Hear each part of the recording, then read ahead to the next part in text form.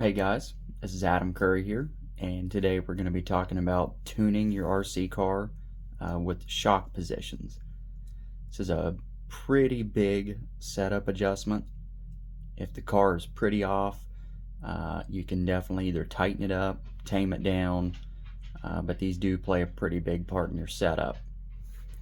So starting off, we'll talk with the lower shock position. Basically, you got on like the four-wheel drive, you either have an inside hole or an outside hole.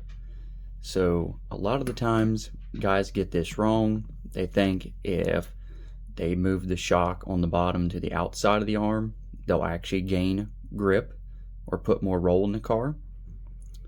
The problem, at first it looks like that would be correct, but what a lot of people don't realize is this is a leverage point for the wheel. So essentially, the further out or closer you run the bottom of the shock to the wheel, it makes it harder to compress. So if you move that lower shock position in, it'll basically create a lot longer leverage point and make it easier for that wheel to compress the shock. So it'll actually soften it up. On the top of the tower here, basically that theory does affect. So the farther in you run it on the shock tower, the more roll it will put in the car. If you're looking for a little more steering or a little more rear grip, definitely try running a more inside hole.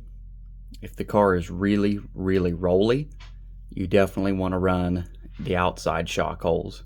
That will take a lot of roll out of the car, make it a little easier to drive. If you're on high grip, always want to start with the shock positions out for the least amount of roll in the car. If you're on low grip, you definitely want to pull them in, at least start in your middle holes or even the inside hole. If you like it, creates a lot of grip, but it just feels a little rolly, then either try just going out on the arm or one hole out on the front and rear towers. Myself, I like trying to keep a matched front and back.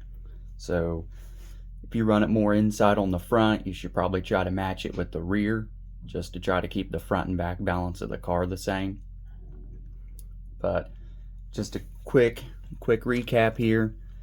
On the bottom, whether it's the front or rear, the closer you run the bottom of the shock to basically the center of the chassis, the more distance between the wheel and the shock on the bottom will make it easier to compress.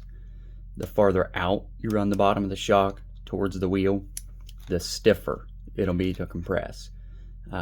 Same goes front and back. On the towers, farther in you lean them, the more roll you're going to get, typically more grip. Farther out you run them, the less you're going to have. So thank you guys for watching, and I will catch you in the next one.